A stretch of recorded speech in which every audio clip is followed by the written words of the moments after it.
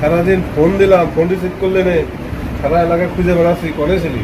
আমি সে টাকা নিয়ে সিটারি করে না, আজকে তো বোঝাচ্ছি, চল আয়। কথাটা একটু শুনুন ভাই, আমার কথাটা একটু শুনুন ভাই। ইদার বস, আজকে টাকা না দিতে এক পর হতে পারবেন এখানে। বুঝলি ভাই, করে আছেন? একটু তাড়াতাড়ি আসেন তো, সে আশিকে পাইছি। আজকে ওর কাছে টাকা না নিয়েও ছাড়বো না।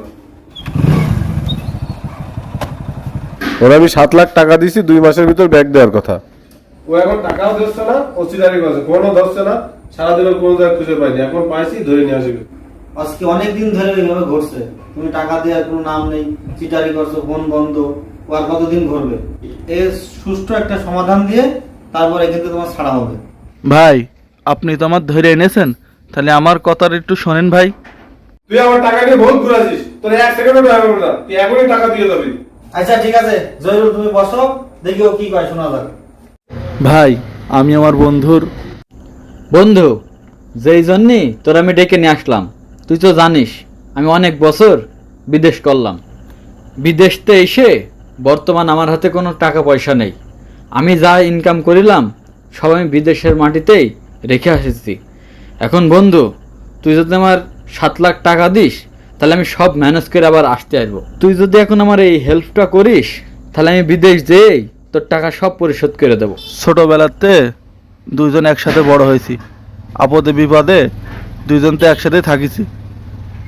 ঠিক আছে, আমি আমার রানিং ব্যবসাতে তোর 7 লাখ টাকা দিচ্ছি, তুই সময় মতো টাকাটা আমার দিয়ে দিস।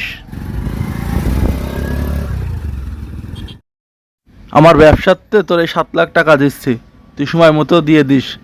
না দিতে পারলে কিন্তু আমি খুব বড় একটা বিপদে পড়ে যাবানি। ঠিক আছে, তুই কোনো চিন্তা করিস না, আমি যেই তোর টাকা দিয়ে দেবো। আপনার ডায়ালকৃত নম্বরটি এই মুহূর্তে বন্ধ আছে। এই 2 মাস ধরে ওর নাম্বারটা বন্ধ, তাহলে কি ও আমার টাকাটা মেরেই দেবে?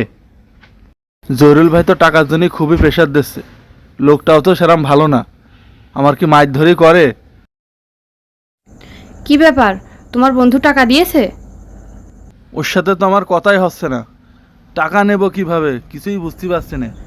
টাকা নেওয়ার সময় কি আমার কাছে একবার শুনিলে যে টাকা দেবো কিনা? তোমার ব্যবসার যে অবস্থা আর সংসার যেভাবে চালাচ্ছ, আমি কিন্তু বাপের বাড়ি চলে যাব, মনে রেখো। আসে, তুমি জমি বেচবা কি বেচবা না সেটা আমরা দেখতে যাব না, তুমি টাকা 7 লাখ কবে দিবা সেটা তোমার এখন বলে যেতে হবে। জয়রুল তোমার কাছে আর টাকার জন্য যাবে না, ঠিক আছে? টাকা প্রয়োজনে জয়রুলের আমি দেবো, কিন্তু তোমার ডেট এখনই নিয়ে যেতে হবে। ভাই, আমার একটা জমি বেচা কেনার কথা হচ্ছে, আমি 10 দিনের ভিতরে জমিটা বিক্রি করে আপনাকে টাকা দিয়ে দেবো। ঠিক আছে আসি, এই 10 দিনের জায়গায় যেন 11 দিন পার না হয়, ঠিক আছে? যদি 11 দিন পার হয় তাহলে কিন্তু এর থেকে ভয়ানক অবস্থা হবে তোমার। বন্ধুর দুর্দিনই টাকাটা দিলাম, আর সেই টাকাটা আজকে আমার নিজের জমি বেচে শোধ দেওয়া লাগলো। আমাদের এলাকায় একদম এইরকম সেম ঘটনাই ঘটেছে, এজন্য আমরা নাটকের মাধ্যমে বিষয়টা তুলে ধরলাম।